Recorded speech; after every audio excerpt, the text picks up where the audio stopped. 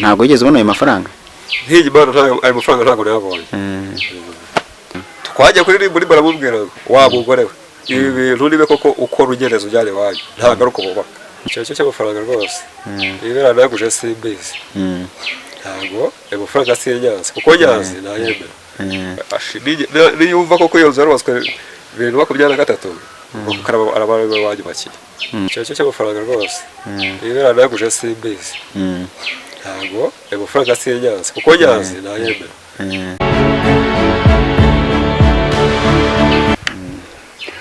Muraho neza. Muratangira mutwibwira amazina yanyu. Bigirimana Jean Pierre. Aha tubasanze nagane. Mudugudu akagari umurenge. Akagari n'akamafu. Mudugudu n'akaberezi. Umurenge wa Muhora.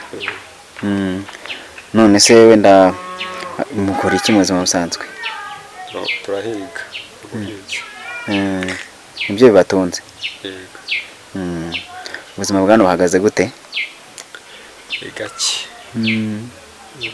Ni gake gute? Urebye tuvuze tujyanye n'ibyo mwiga cyo twarahize. Urebye nako nta kibazo. None ari umuntu witwa Yvette uramuzi? Ndamuzi. Ni icyo muziho? Ari umugore wanjye. Mwarashakanye? Mwamaranye igihe kingana gute?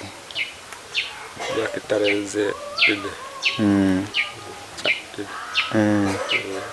Ko ari kuvuga ko hari ibikorwa mwarakoranye birimo n'inzu mwarubakanye nyuma bikaza kurangira ngo atagihari mutakiri kumwe.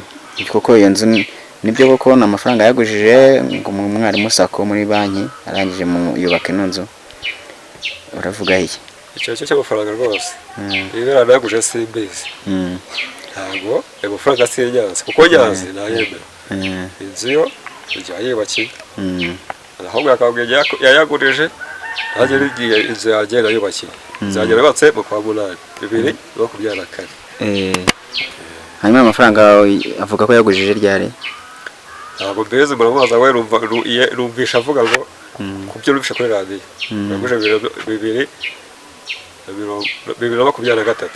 Rero mwaza kumbariza iyo nzu aribwo yubatswe.